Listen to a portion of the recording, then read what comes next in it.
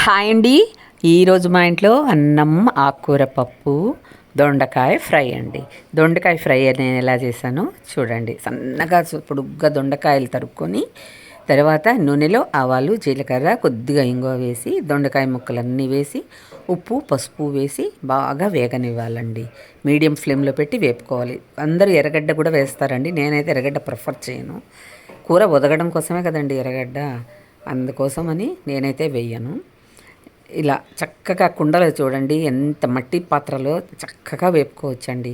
తర్వాత లాస్ట్లో నేను అవిసె గింజలు, నువ్వులు కలిపిన పొడి తయారు చేసి పెట్టుకొని ఉంటానండి. ఆ పొడిని జల్లితే కమ్మగా ఉంటుందండి. ఆ పొడిని జల్లేస్తాను.